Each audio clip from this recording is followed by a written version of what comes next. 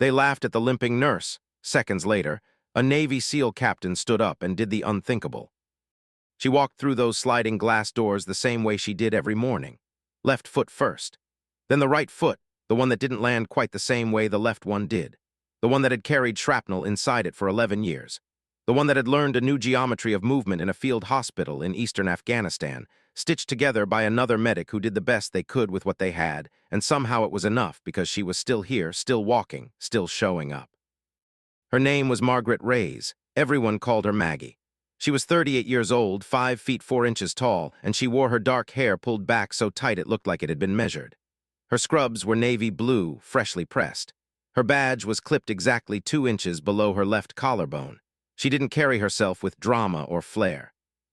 She carried herself the way people carry themselves when they've learned that the world will not always make room for them, so they've simply stopped waiting for it too.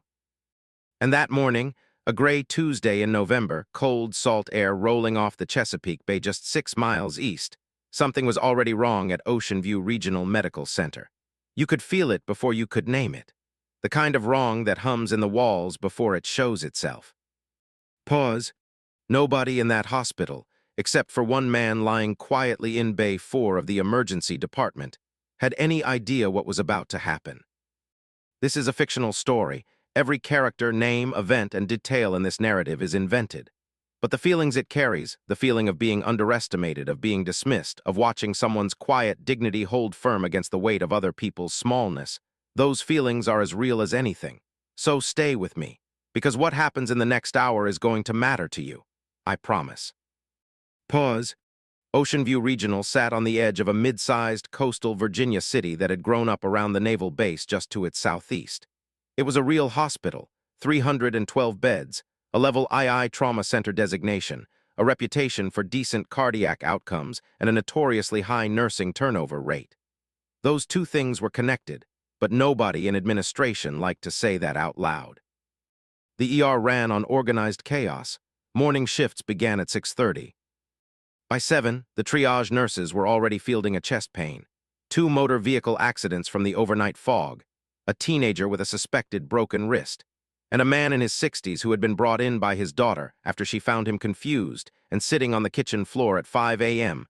The department smelled of antiseptic old coffee, and the particular institutional exhaustion that settles into a place when the people who work there have given more than the place has ever given back. Maggie Reyes worked the triage bay. She had worked it for 3 years, which was long by Ocean View ER standards. She was fast. Not frenetic, not rushed, fast in the way that trained people are fast, where speed comes not from panic but from a deep and practiced calm that makes other people feel like they're watching something happen in slow motion while it is actually happening very quickly. Her coworkers respected her, most of them anyway. Among the nursing staff, there was a quiet, shared understanding that if a shift got hard, if 3 things went wrong at once and the attending was stretched and someone needed an IV placed in a vein that had been collapsed for 2 days, you looked for Maggie. Not loudly, not with any announcement. You just looked for her, and she was usually already there. But there was a level above the nursing staff, and at that level the understanding was different. Pause. Sandra Whitfield had been director of nursing operations at Ocean View Regional for 4 years. She had a master's degree in healthcare administration, a personality that had been described by at least 3 different department heads as formidably transactional, and an office with a glass wall that looked down on the nursing station floor so that she could, as she once put it in a staff meeting, maintain visibility on workflow efficiency. What she meant was, so she could watch. Sandra had not worked a clinical shift in over a decade. She had come up through nursing management at a corporate health system in Atlanta before moving to Ocean View, and she had brought with her a set of priorities that were not exactly aligned with patient care in any direct way. She cared about metrics. She cared about press Gainey scores. She cared about the way the department looked when hospital executives walked through, and she cared, in a way that was small and mean and almost unconscious, about appearances. She had first noticed Maggie Reyes 6 months after Maggie was hired. The notice had not been positive. "That limp," Sandra had said to her assistant, Donna, while reviewing staffing photographs for the new employee directory. "Does it affect her ability to do the job?" Donna had said she didn't believe so. "Because optics matter," Sandra had said. Patients notice these things. If a nurse can't project physical competence, it creates anxiety. That was the word she had chosen, optics. It had never occurred to Sandra Whitfield to ask how Maggie Reyes had come to walk the way she walked. It had never occurred to her to ask anything at all, actually. She had seen something that looked different from what she expected a nurse to look like, and she had formed a conclusion, and the conclusion had hardened into policy. Not a written policy. The unwritten kind, which is always more dangerous. Pause. Now about those breadcrumbs. The people who worked alongside Maggie had picked up on a few things over 3 years that didn't quite fit the picture of someone who had simply gone to nursing school and gotten a job. There was the afternoon a surgical resident named Dr. Kevin Park had come down to the ER for a consult and watched Maggie manage a difficult airway on a patient who had arrived in anaphylactic shock.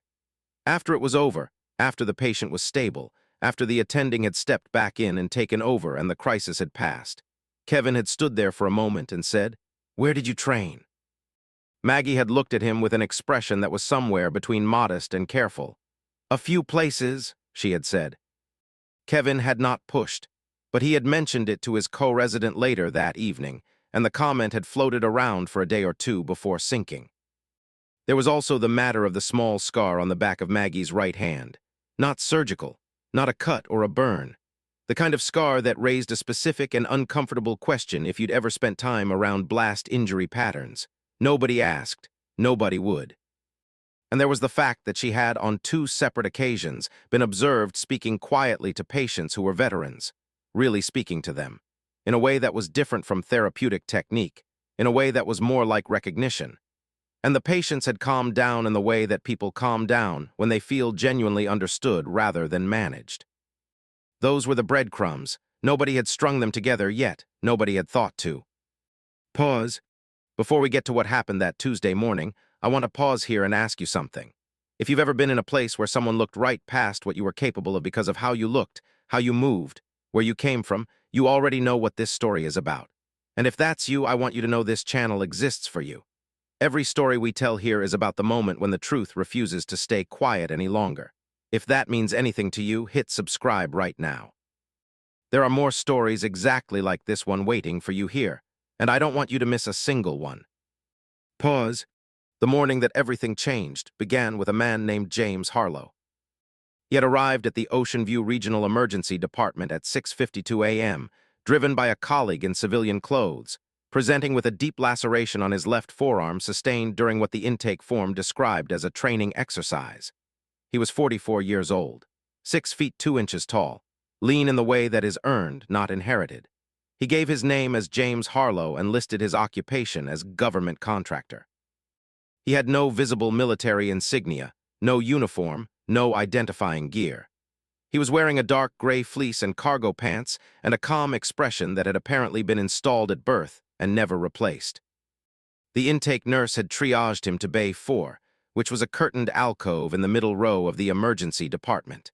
He had sat down in the bed, looked around the room once in a quiet, unhurried way that took in more than it appeared to, and then pulled out a small book from his jacket pocket and begun reading. He had been there for about 20 minutes when Maggie came to do his initial assessment. She introduced herself. He introduced himself. She asked about the injury. He described it with clinical efficiency, depth, length, approximate time of occurrence, whether there had been any numbness or loss of grip strength in the fingers, which there had not. She noted that he had described his injury the way people describe injuries when they've had to describe a lot of injuries over the years, with precision and without drama. She cleaned the wound, assessed it, documented her findings, and told him the attending would be in shortly to determine whether he needed sutures or staples. He said he'd prefer sutures if there was a choice. She said she'd note that. She turned to go. He said, without looking up from his book, "Margaret Reyes." She stopped. She turned back. He was still looking at the book. His voice was level, neutral. He said it the same way you say a street name when you're giving directions, not a question, not quite a statement. She said yes. He nodded once, very slightly, as if confirming a data point, and went back to reading. She stood there for 2 full seconds, which is a long time when you're standing in a hospital bay with a curtain behind you, and a man who just said your full name in a tone that felt like the sound of something old and significant being set carefully on a table. Then she turned and walked back to the nursing station, and she did not tell anyone what had just happened, because she wasn't certain what had happened, and because she was Maggie Reyes, and Maggie Reyes did not do uncertain out loud. Pause. The crisis began at 7:41 a.m. The ambulance bay doors opened, and two paramedics came in fast, rolling a gurney, calling out vitals as they came. The patient was a 57-year-old male, name of Gerald Hutchins, construction supervisor, found down at a work site approximately 18 minutes prior. The paramedics reported altered mental status, blood pressure that had been dropping, and a secondary complaint from the foreman at the scene that Gerald had mentioned chest pain the previous evening, but had dismissed it as heartburn. The attending on duty that morning was Dr. Anita Flores. She was good, experienced, but she was already managing the 63-year-old with altered mental status from earlier, and she called out for nursing support as the gurney came in. 3 nurses converged. Maggie was the second to arrive.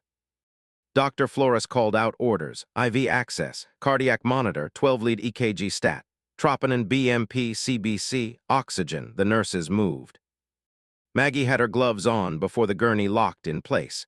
She had the cardiac monitor leads placed in 40 seconds, which was fast by any standard. She called out the lead readings to Dr. Flores as the rhythm resolved on the screen. Dr. Flores looked at the monitor. She looked at the patient's color. She looked at the blood pressure reading. Maggie was looking at the same things, and she said quietly just to Dr. Flores, SD elevation leads 2, 3, and AVF. Inferior wall. His pressure's maintaining, but it's soft. He needs cath.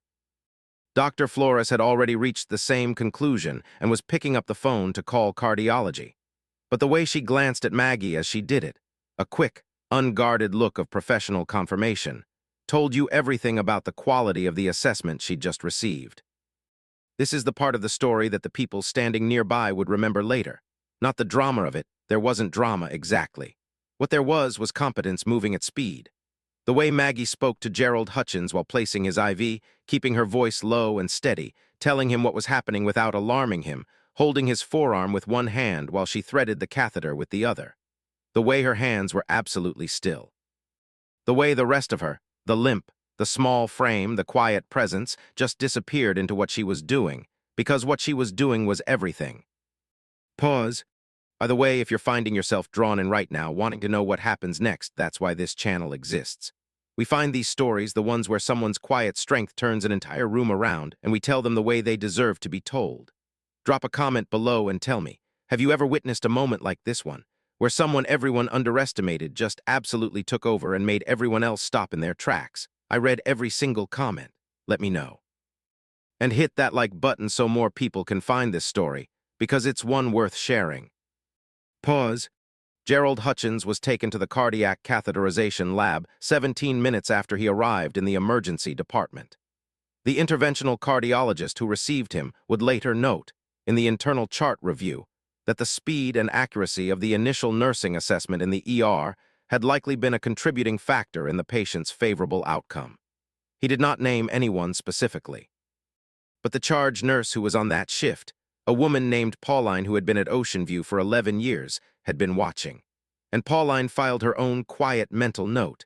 She had been filing those notes about Maggie for a long time. The ER settled back into its regular rhythm.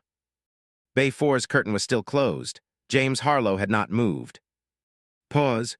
The problem arrived at 8:15, walking down the corridor in low heels that clicked a specific, territorial rhythm on the polished floor. Sandra Whitfield was doing what she called a walkthrough, and what the nursing staff called in their own private shorthand, an inspection.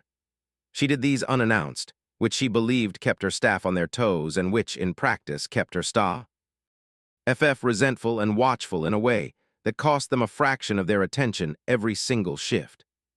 She came into the ER, nodded at the charge desk, walked the perimeter, and then stopped. She had stopped at the nursing station, and she was looking at Maggie Reyes, who was completing documentation on Gerald Hutchins' chart with efficient, quiet keystrokes. Sandra Whitfield had been building a case for 6 months. Not a legal case, not a formal HR case, not yet.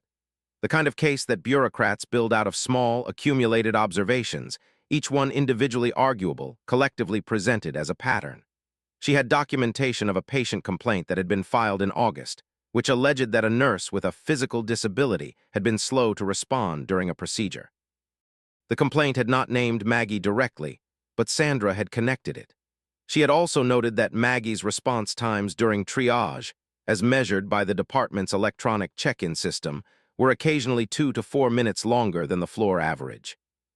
What the system did not measure was the reason for those times, which was that Maggie frequently used the extra minutes to identify secondary presenting symptoms that other nurses had missed, reducing downstream complications and saving the department time overall. The system did not measure that. The system measured the minutes. Sandra had been waiting for a moment. The moment had been gathering, the way weather gathers, quietly and then all at once. This Tuesday morning was going to be the moment. Pause. She approached the nursing station. She stood across the counter from Maggie and said, loudly enough for the surrounding staff to hear, "Ms. Reyes, do you have a moment?" Maggie looked up from the chart. "I'm just finishing documentation. I can be with you in about 2 minutes." Sandra said, "This won't take long." There was already something in her voice, a sharpness that was not casual. The nurses nearby, Pauline, and a young nurse named Devon who had been at Ocean View for 8 months and was still in the process of learning how power moved through this building. Both went very still in the way that people go still when they sense that something is about to happen that they don't want to be responsible for having witnessed, but that they are not able to look away from. Sandra said, "I've been reviewing staffing and response metrics for the ER nursing team. I want to discuss some concerns about your triage performance." Maggie saved her documentation and turned to face her. Her expression was attentive and neutral. She said, "Of course. Did you want to step into a private space for this conversation?" Sandra said, "I think it's appropriate for this to be addressed with the team present, given that the concerns are systemic." And that was the first visible move. Sandra had chosen to do this in public, which was not a mistake. It was a decision. Pause. She began with the response time metrics. She cited 3 specific dates and the corresponding triage delay figures. She cited the August patient complaint. She used the phrase patient-facing capability concerns twice. She referenced physical presentation and the need to project confidence to patients and families.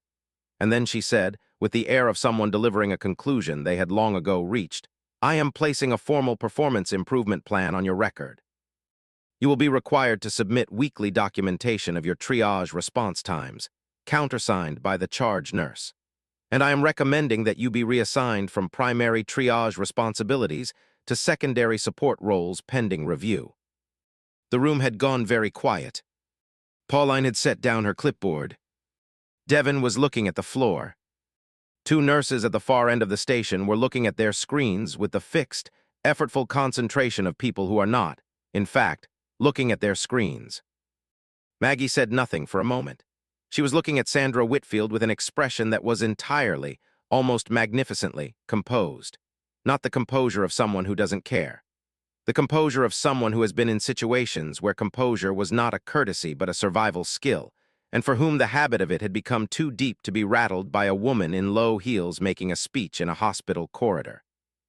She said, "I understand. I'd like to review the specific documentation of these concerns before signing anything. I'd also like to note, for the record, that the triage delays you're referencing correlate with cases where secondary assessment reduced downstream diagnostic workload. I'd be happy to cross-reference those records." Sandra said, "That's not the framework of the review." Maggie said, "I understand. I'd still like to note it." Sandra's expression shifted by a small, mean degree. And she said, "And this was the thing that went beyond policy and metrics and into something else." "Entirely," she said. "Frankly, Ms. Reyes, this department needs nurses who can move. The physical demands of this role are not compatible with," and she paused, and she looked deliberately, pointedly at Maggie's right leg, "with certain limitations." Pause. And there it was. The room changed. The 2 nurses at the far end of the station had stopped pretending to look at their screens. Devon had looked up from the floor. Pauline's jaw had tightened in a way that was almost invisible and completely unmistakable. Maggie Reyes did not flush. She did not flinch. She looked at Sandra Whitfield with the same expression she had been wearing for the entire conversation, and she said very quietly, "I see." Sandra was preparing to say something else. She had a follow-up prepared. You could see it assembling itself in the set of her shoulders. She did not get to say it. Pause. From Bay 4 of the emergency department, from behind the blue curtain where James Harlow had been sitting with his book for the better part of an hour, there was a sound. The sound of someone swinging their legs off a hospital bed. The sound of bare feet on a linoleum floor. The sound of a man standing up. The curtain moved. James Harlow stepped out of Bay 4. He was still in his patient gown, his left forearm wrapped in gauze where Maggie had cleaned and dressed the wound pending sutures. His feet were bare. He was holding nothing. He walked out of that alcove and across the ER floor toward the nursing station, and the way he walked, measured, unhurried, deliberate, each footfall placed with the kind of controlled precision that is not about pace but about intent. The way he walked made every person in that room turn and look. He stopped at the nursing station beside Maggie, and he looked at Sandra Whitfield. He did not raise his voice. He said, "Excuse me." Sandra looked at him. You could see her running a rapid assessment, patient, gown, gauze, bandage, no indication of rank or authority. The assessment took about half a second. The conclusion was filed accordingly. "Sir, you need to return to your room," she said. "This is a staff area." James Harlow said, "I heard what you said to this nurse." Sandra said, "This is an internal staffing matter. Please return to your treatment bay." He said, "I'm going to ask you something, and I want you to think carefully before you answer." His voice was completely level. The kind of level that isn't performed, that isn't theatrical. The kind that comes from a very long time of speaking in situations where being heard, precisely and without distortion, was not a preference but a requirement. He said, "Do you know who this woman is?" Sandra Whitfield looked at Maggie Reyes. Then she looked back at James Harlow, and she said, with a small, dismissive compression of her lips, "I know that she is a nurse at this hospital with documented performance deficiencies, and I know that you are a patient who needs to return to his bay." Pause. James Harlow nodded once. The nod was not agreement. It was the nod of a man who has received the information he was looking for. He looked at Maggie then, just for a moment, and something passed between them that the people watching could not fully decode, not yet. But that felt significant, the way a key feels significant the moment before it enters the lock. He said, "Her name is Margaret Reyes. She was a United States Army combat medic, special operations support, attached to a Ranger regiment in Kunar Province, Afghanistan." He paused. 8 years ago in the Pech River Valley, her vehicle was hit by an IED and her unit came under direct fire from 3 directions. She was the only medic. There were 4 critically wounded operators. She triaged and treated all 4 of them under active fire, in the dark, with limited supplies, for 38 minutes until medevac arrived. Another pause. All 4 survived. 2 of them would not have survived another 10 minutes without the interventions she performed. He let that settle. He said, "I know this because I was one of the 4. Pause. The room changed a second time. That is not a figure of speech. The room, the sound of it, the quality of the air in it, the way people were holding themselves changed. Pauline put her hand over her mouth. Devon had gone completely still. The 2 nurses at the far end of the station were no longer pretending anything. The attending physician, Dr. Flores, who had come to the nursing station to check on a result, and had arrived during this exchange without anyone noticing, stood frozen in the corridor doorway with a tablet in her hand and an expression of absolute stillness on her face. Sandra Whitfield had gone pale. Maggie Reyes had not moved. She was looking at James Harlow. Her expression had changed too, but the change was subtle, interior, the way a light changes behind a window when something inside the room is adjusted. She said, very quietly, "Why, James?" He looked at her, and for the first time in this story, something that was not tactical composure crossed his face. Something that was, if you had to name it, closer to gratitude than anything else. He said, "I've been meaning to say that for 8 years. Pause. If you're watching this right now and you feel something tightening in your chest, that thing where a story reaches out and takes hold of something real in you, I want you to know that's exactly why I do this. This channel is built for these moments. The moments that remind us what human beings are capable of and what they owe each other. If this story is moving you, please share it. Send it to someone who needs to hear it today. And subscribe if you haven't already, because we have more stories like this one. And every single one of them starts with someone being underestimated and ends with the truth walking into the room. Pause. Now let us talk about what happened next, because the story does not end there. The story, in many ways, does not end until the moment that is named in the title, and that moment has not happened yet. James Harlow had said what he said. The room had changed. But Sandra Whitfield was not a woman who changed easily. She recovered faster than most people would have. The color came back to her face. The set of her shoulders returned. She was, above all, a bureaucrat, and bureaucrats have a particular defense mechanism they retreat to process. She said, whatever this patient's background may be, it doesn't change the documented performance review. This is an internal HR matter. She looked at Harlow with something that was trying to be authority, but was coming out as something closer to cornered. Sir, I'm going to need to ask you again to return to your treatment bay, or I'll have security called. James Harlow did not move. He said, do you know what she did specifically? He was still speaking to Sandra, still level. What she did for those 4 men. Sandra said nothing. He said she performed a surgical cricothyrotomy in the dark, with a field kit, on a man whose airway had closed completely from blast trauma. She stabilized a femoral hemorrhage with a tourniquet and manual pressure simultaneously on 2 different patients. She did all of this while the enemy was still firing and while she had a piece of shrapnel in her own leg that she did not stop to treat. He paused 1 beat. The shrapnel is still there. She told me that once 8 years ago. I didn't understand at the time. I think I understand now. Pause. Sandra Whitfield said, in a voice that was noticeably smaller than it had been. I wasn't aware of her service background. James Harlow said, no, you weren't. He looked at her for a moment longer, and then he said something that was not loud, not theatrical, not designed for the room. It was direct and honest, and it went in like a quiet blade. He said, the limp that you just referenced, the one you said makes her incompatible with this role, that limp is from the wound she didn't treat because she was busy saving operators' lives, including mine. He let that sit for a full second. And you used it as a reason to remove her from triage. Pause. There are moments in a story where the words run out. Not because there is nothing to say, but because what has just been said is still in the process of landing, and any word that follows it too quickly would break something. This was one of those moments. The ER, this busy, antiseptic, fluorescently lit machine of medical function, had gone as quiet as a room can go while still being a room. And Sandra Whitfield stood in the middle of it, and the performance improvement plan she had brought with her, the clipboard with the documentation, the weeks of metric analysis, all of it had undergone a kind of instant, irrevocable recontextualization. Not because anything about the documents had changed, but because the frame through which everything was being seen had changed. And the frame doesn't lie. Pause. This is the moment in these stories where I always stop and think about the people who never get this moment. The people who are underestimated and pushed out and reassigned and pushed down, and the truth about them never gets to walk into the room. This channel is dedicated to the belief that those stories matter too, that they deserve to be told and witnessed and felt. If you believe that too, hit the subscribe button and join us.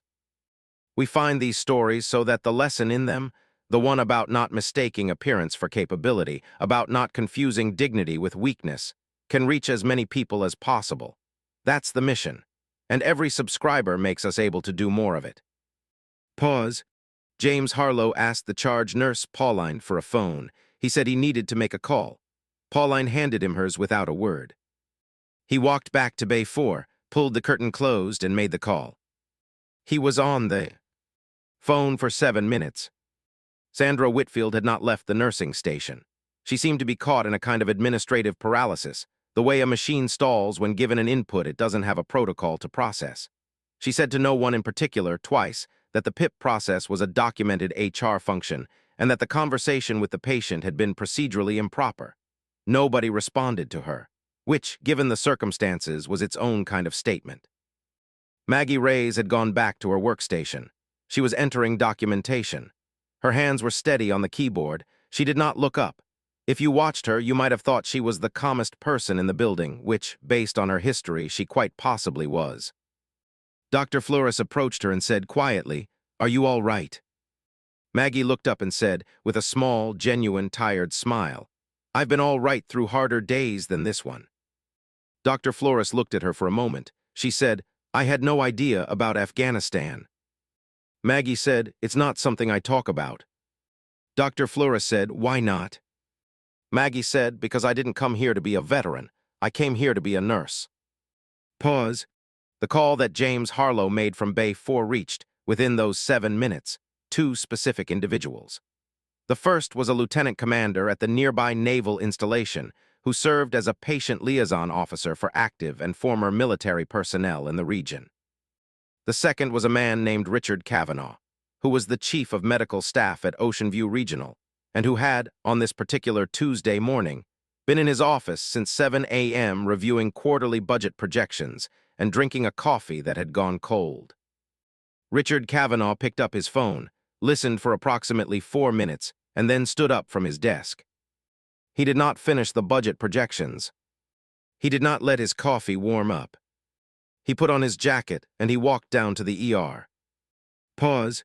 He arrived at 8:53 a.m. He was 61 years old, gray-haired, broad-shouldered, and had a manner that was neither warm nor cold but thoroughly, unmistakably authoritative in the way that 3 decades of surgical practice and academic medicine will make a person.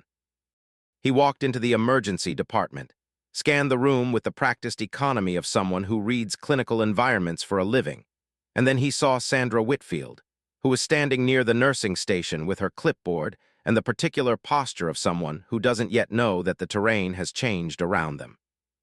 He walked up to her. He said, Sandra. She said, Richard, I'm glad you're here. I think there's been some kind of. He said, come with me, please. She said, I need to complete the. He said again without any change in tone, come with me. She came. They walked into the small family consultation room adjacent to the ER's waiting area. Dr. Kavanaugh closed the door.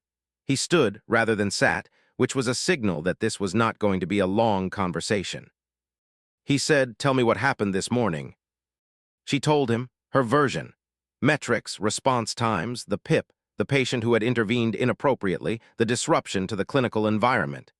She presented it with the organized fluency of someone who has rehearsed this kind of defense in advance, which she had in a general way, because she had known the PIP process would be contested. Richard Kavanaugh listened. He did not interrupt. When she finished, he said, did you know that Margaret Reyes is a decorated combat veteran? Sandra said, not specifically, no. Her personnel file lists her prior service, but I. He said, it lists her service. Does it list her Silver Star? A pause. I'm not sure what you mean. The Silver Star, he said. The United States military's 3rd highest combat decoration, awarded to her for actions under fire in Afghanistan in which she single-handedly managed 4 critically wounded casualties while wounded herself. He looked at her evenly. It's in her personnel file, Sandra, 3 pages in. Sandra Whitfield said nothing. Pause. That's not the issue, he continued. Her decorations don't determine her clinical standing here. What concerns me is the conduct of this review. He opened the door of the consultation room, said, wait here, and walked back into the ER. He walked to the nursing station where Maggie was still working. He introduced himself. He was the chief of medical staff, and while Maggie knew who he was by reputation, they had spoken directly perhaps twice in 3 years. He said, Ms. Reyes, do you have a few minutes? She said yes. They stood at the nursing station, not in a private room, not behind closed doors. He chose this deliberately, she would realize later, choosing to have this conversation where the department could see it was itself a statement. He said, I've been made aware of the review that occurred this morning. I'd like to hear your account. She gave it to him, clean, factual, without editorializing. She described the metrics Sandra had cited, her own counterargument about secondary assessment value, the content of the conversation, and the specific comment about her leg. She recounted it in the same precise, unemotional register that she used to report vital signs or describe a wound. But there was something in the precision itself, the careful, exact way she named each thing that had happened, that was more expressive than any amount of visible emotion would have been. Kavanaugh said, the comment about your physical, about your leg. She said, yes. He said, that comment will be addressed. She said, I appreciate that. A pause. I want to do my job, that's all I've ever wanted here. He looked at her for a moment. He said, 3 years you've been in this ER, I should have come down here more. She said simply, you're here now. Pause. Richard Kavanaugh went back to the consultation room where Sandra Whitfield was waiting. He also called, from his cell phone in the corridor, the hospital's HR director, a man named Thomas Ayers who had been at Oceanview for 9 years and who had, on 3 separate previous occasions, flagged concerns about the manner in which Sandra Whitfield conducted performance reviews. Those flags had not been acted on. They were about to become relevant. He also, and this is important, asked Pauline, the charge nurse, to gather any available witnesses to the events of that morning and to document their accounts before the end of the shift, in writing, signed, and dated. Pauline, who had been waiting 11 years for a version of this moment, said, I'll have them ready in 30 minutes. She had them ready in 22. Pause. James Harlow was sutured. He had requested Maggie do it, and Dr. Flores, who had taken over his care, honored the request. And while Maggie worked, placing the sutures with the same unhurried steadiness she brought to everything, he spoke quietly enough for only the two of them to hear. He said, I'm sorry it took me this long. She said, not looking up from the suture line, you don't owe me anything. He said, nah, I do. She placed the next suture. She said, how's your arm, any tightness? He said, no. She said, good, you've got good tissue. This'll heal clean. He said, you know, when I came in this morning and saw your name on the board, I thought maybe it was coincidence. She said, and then? He said, and then I heard the way you talked to that man on the gurney, Hutchins, the cardiac case. He paused. Same voice, exactly the same voice, the one that sounds like, don't be afraid, I've got you, that voice. He looked at the ceiling for a moment. I've only heard that voice in one other place. Maggie tied off the final suture. She set down the instrument and stripped her gloves. She looked at him then, and the expression on her face was something that had been held at a particular internal distance for a very long time, and was now, perhaps for the first time in this building, allowed to be itself. She said, all 4 of you. I've thought about all 4 of you more times than I can tell you. He said, we think about you too, regularly. Pause. Oh, I need to stop here for just a moment, because I know some of you are feeling this right now. That particular sensation, part grief, part gratitude, part something that doesn't have a word, that comes when a story shows you the full weight of what one person's courage actually means to the people it touches. That weight, that's what this channel is about. If this story is doing that to you right now, please hit the like button, not for metrics, for the story itself. So that other people searching for something true, something worth feeling, can find their way to it. And tell me in the comments, who in your life has a story like Maggie's? Someone whose quiet sacrifice you've only recently come to understand. Tell me. I'll read it. Pause. Richard Kavanaugh's meeting with Sandra Whitfield lasted 41 minutes. Thomas Ayers, the HR director, joined midway through. The meeting was documented. A formal inquiry was opened not into Maggie Ray's performance, but into the conduct of the performance review itself, specifically the public nature of the delivery, the targeting of a disability-adjacent characteristic as a performance factor, and the failure to follow the hospital's own documented ADA compliance protocols in structuring the review. In plain language, what Sandra Whitfield had done was not only unkind. It was a potential legal liability of the first order, and Oceanview Regional's attorneys were going to have thoughts about that. Kavanaugh did not fire Sandra Whitfield that day. He was not a man who acted dramatically or impulsively. What he did do, in writing, that afternoon was place her on immediate administrat. I've leave pending the outcome of the inquiry and transfer her review and approval authorities to the assistant director. He also sent an email to the entire nursing staff of the ER, not a vague, political, reaffirming our values email, but a specific, factual communication stating that the performance review process for Margaret Ray's had been suspended and that an inquiry was underway, and that any staff with relevant observations were encouraged to submit them to HR.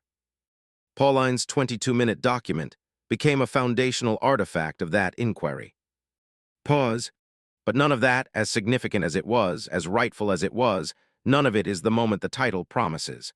None of it is the moment that made this a story worth telling, rather than just a story worth documenting. The title promises something specific, something that happened in public, something that a Navy SEAL captain did in front of witnesses that made the words unthinkable fit. That moment was still coming, and it came at 12:47 p.m. in the hospital's main lobby. Pause. James Harlow had been discharged at 11:15 a.m. His arm was sutured. His paperwork was complete. His colleague had come to pick him up, a quiet man in his mid-30s named Garrett who had been waiting in the lobby with the unobtrusive patience of someone who is very accustomed to waiting. Harlow had collected his things from Bay 4, changed back into his fleece and cargo pants, and signed his discharge papers. Before leaving, he had stopped at the nursing station one more time. He had not said much. He had said to Maggie, "I'm going to make some additional calls this afternoon."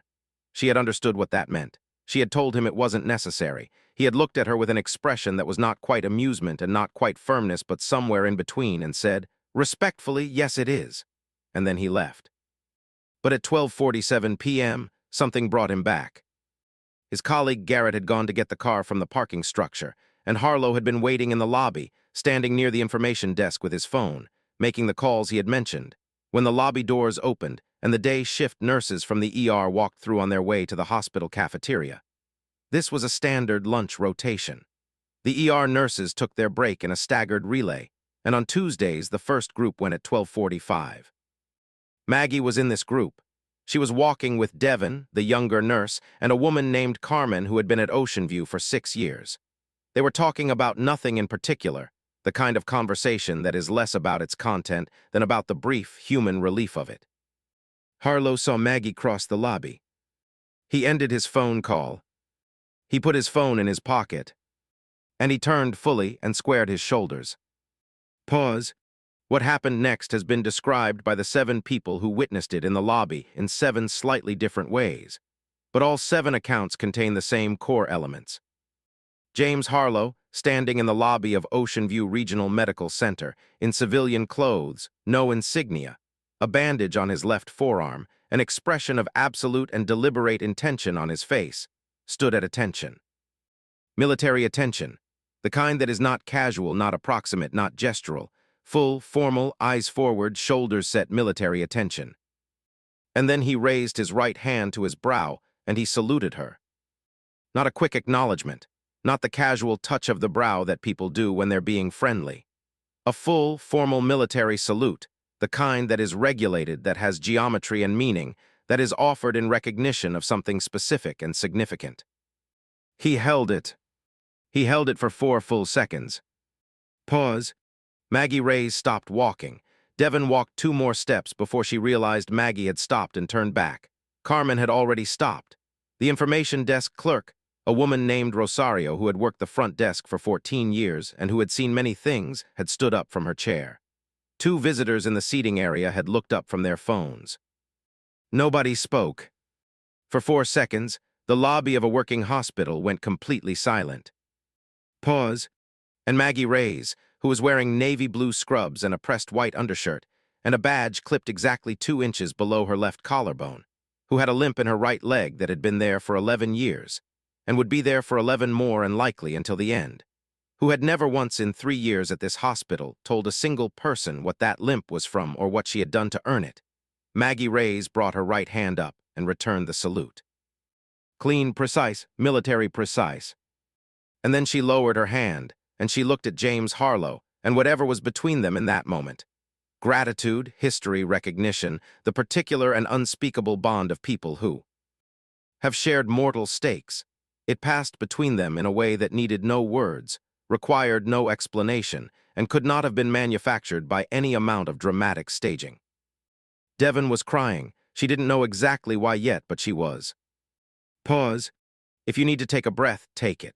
Because that moment, that specific moment, a Navy SEAL captain in a hospital lobby in civilian clothes, standing at attention and rendering a full military salute to a nurse with a limp, that is what happens when the world gets it right.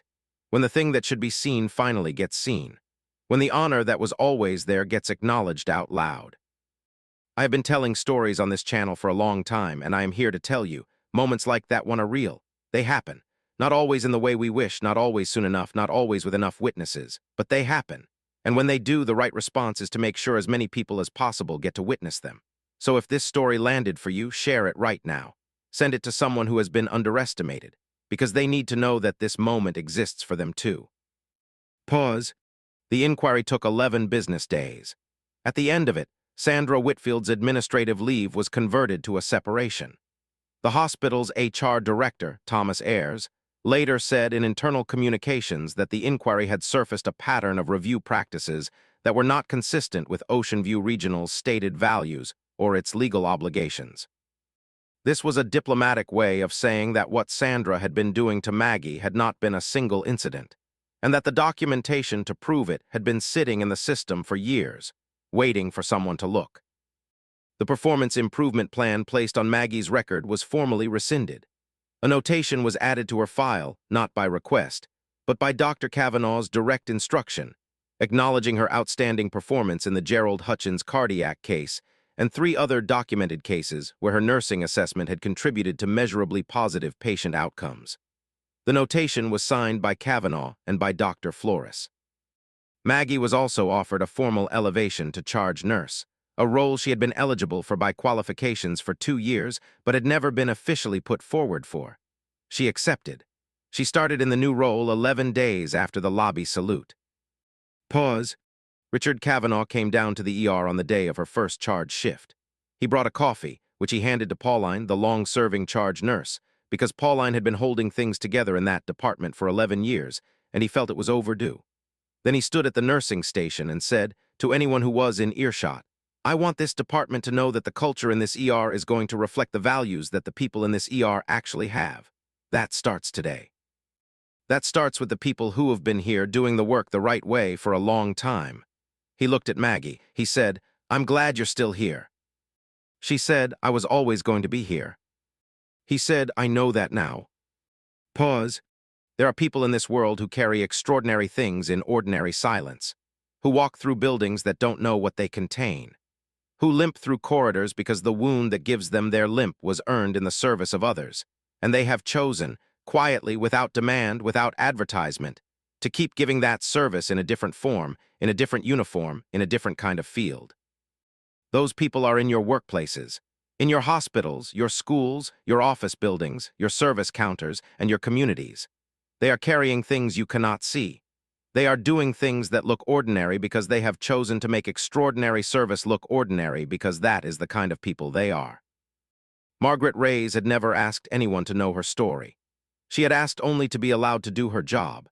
And for 3 years in that ER, she had done it with precision, with steadiness, with the particular and unmistakable quality of someone who understands that what they are doing matters in a way that cannot be reduced to a metric. A limping nurse, they had called her, with humor sometimes, with dismissal sometimes, and at the very worst moments, with the kind of contempt that small power reaches for when it doesn't know what it's dealing with. And then one Tuesday morning in November, a man who had been lying in Bay 4 knew exactly what he was dealing with. Pause. The last thing I want to tell you about James Harlow, about the Navy SEAL captain who stood up and did the unthinkable, is this. After his discharge from Ocean View Regional, after the calls he made that afternoon, after the salute in the lobby, he wrote a letter. A formal letter on proper letterhead addressed to the Chief of Medical Staff, the Chief of Nursing, and the BO.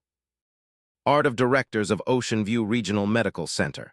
The letter described, in operational language, specific, documented, exact, what Margaret Reyes had done in the Pech River Valley in Afghanistan 8 years before. It described the injuries of the 4 operators she had treated. It described the conditions under which she had worked. It described what would have happened, clinically, with probability estimates based on injury severity and time to treatment, if she had not been there or had not performed as she did. He then drew a direct line between what she had done in that valley and what she continued to do in that ER. The steadiness, the calm, the quality of clinical judgment, the capacity to triage under pressure with limited information and still get it right. He said in the letter, "Nurse Reyes does not carry a gun in that ER. She carries something more valuable, a skill set, and a moral commitment that she has demonstrated under the worst possible conditions to be without limit. I would ask that this institution treat her accordingly." The letter was placed in her permanent file. Pause. Maggie found out about the letter 3 weeks after it was written. Pauline told her, because Pauline had been told by Kavanaugh's assistant, who thought Maggie should know. Maggie read a copy of the letter in the break room during a 7-minute window between patient assessments. She read it completely, once, folded it, placed it in the front pocket of her scrubs, and went back to work. Devon, who had been there, who had watched her read it, asked her later what she had felt. Maggie thought about that for a moment. She said, like something that had been set down a long time ago had finally been picked back up, and it still weighed the same, but this time someone else was helping to hold it. Pause. If that sentence hit you somewhere deep, keep it. That's yours. That's the thing this story is actually about, not the metrics or the inquiry or the administrative leave, not even the salute, as beautiful as that moment was. The story is about what Margaret Reyes already knew, which is that the weight of the right thing is the same whether anyone is watching or not. And what the rest of this story is about, what James Harlow knew, what Pauline knew, what Dr. Flores knew, and what even Richard Kavanaugh eventually understood, is that when someone is carrying that weight, the least we can do is see it. The least we can do is acknowledge it. The least we can do is stand up. Pause. There is a memorial garden behind Ocean View Regional Medical Center, between the east wing and the parking structure. It has a small stone bench and 3 young oak trees, and a plaque that nobody reads very often because it's tucked in a corner and doesn't face the main walkway. The plaque lists the names of hospital staff who served in the military. Maggie Reyes had walked past that garden, past that plaque, twice a day for 3 years without stopping. About a month after everything, on a Thursday evening after a long shift, she stopped. She stood in the garden for a few minutes. It was cold, but the kind of cold that is clean and still. The kind of quiet that coastal Virginia does well in the late fall, where the wind off the water settles and everything goes to a particular hush that feels almost respectful. She stood there for a while, alone as she often was, not sad, not triumphant, something more complex and more human than either of those things. And then she walked home. She limped the same way she always had, left foot first, then the right, the one that didn't land quite the same way, the one that had carried shrapnel for 11 years, the one that had taken her through a war and out the other side, and through 3 years of a department that hadn't quite known what it had, and through one Tuesday morning that had changed more things than any Tuesday morning reasonably could. She walked. She kept walking. Pause. This story is fiction. Every name, every department, every event in it was invented, but the truth it carries, that truth is not invented. The truth is this: the people who have given the most are often the people asking for the least. The people who walk quietly are sometimes the ones who have run into fire. And the person your institution is trying to push out for looking different, moving differently, not fitting the image someone decided matters. That person may be carrying something your institution cannot afford to lose. See people, see them fully. See them before the Navy SEAL captain has to stand up. See them before the salute. See them before the inquiry and the letter and the rescinded PIP. Look at the people around you, the ones who show up, who do the work, who don't ask for recognition, and ask yourself, what don't I know about this person? What have they already survived that I've never thought to ask about? Because Margaret Reyes didn't need a salute to be who she was. She already was who she was. The salute just made visible what had always been true. And sometimes that is enough. Pause. Before I go, I want to say something directly to you, to the person watching this. This channel exists because I believe stories like this one matter. Not as entertainment, though I hope this has held your attention for every minute of it. They matter as reminders. Reminders of the kind of courage that doesn't announce itself. The kind that limps through the door every morning and does the work. The kind that holds its composure under conditions that would break most people. The kind that returns a salute with perfect precision in the lobby of a hospital, in front of 7 witnesses, in a pair of navy blue scrubs. If you've made it to the end of this story, you are exactly the kind of person this channel was built for. Please subscribe. It costs you nothing and it means everything to the work we do here.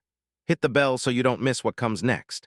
And leave a comment, tell me what this story meant to you, or tell me about someone in your life whose quiet service deserves to be seen. Every comment is read. Every story matters. I'll see you in the next one. They laughed at the limping nurse. Seconds later, a Navy SEAL captain stood up. And the whole room changed.